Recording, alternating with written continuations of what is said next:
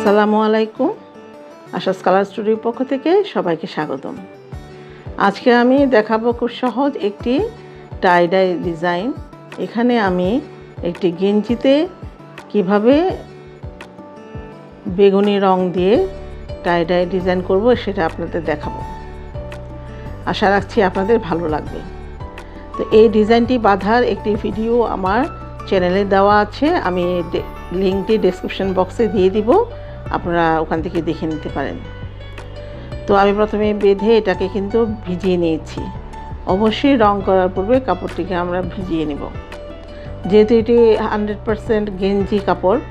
তো এই জন্য এই রঙের তাপমাত্রাটা দিতে হবে 40 ডিগ্রি সেলসিয়াস, অর্থাৎ ঠান্ডাও না গরমও না, এমন একটি পর্যায়ে থাকবে রঙটি। তো আজকে এই রঙটা আমি ভ্যাট পার্পল কালার মানে বেগুনি রং এখানে দিয়েছি। তো খেয়াল করতে হবে এই যে রঙটা আমি দিলাম, এখানে ডুবিয়েও করা যাবে, রঙে ডুবালেও হয়ে যাবে, কিন্তু আসলে কিছু কিছু ডিজাইন আছে ডুবালে হবে না, এভাবে করে আলাদা আলাদা করে দিতে হবে। তো দেখুন প্রথমে কিন্তু একটা সাইডে আমি এই পার্পল কালারটা দিয়ে দিব।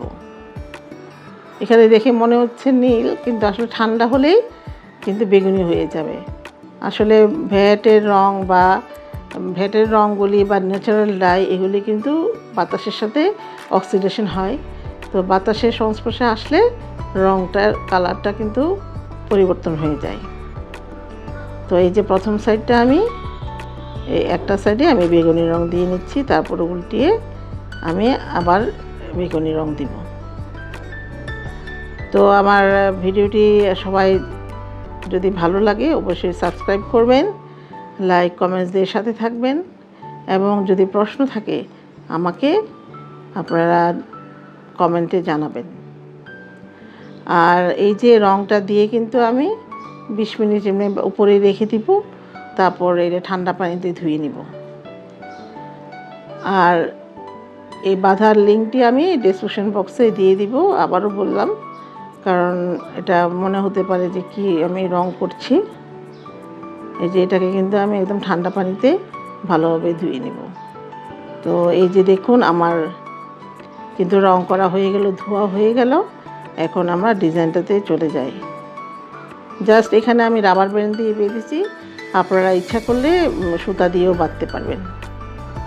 আসলে টাই ডাই বাটিকে তো বাঁধা এবং রং করা, তো আপনি যেভাবে বাঁধবেন কিন্তু ডিজাইনটাকে আগে পরিকল্পনা করে নেবেন। পরিকল্পনা বা ডিজাইনটাকে যদি এঁকে না নেন বা পরিকল্পনা করে না নেন, তাহলে কিন্তু কোনো ফলপ্রসূ ফলাফল পাবেন না।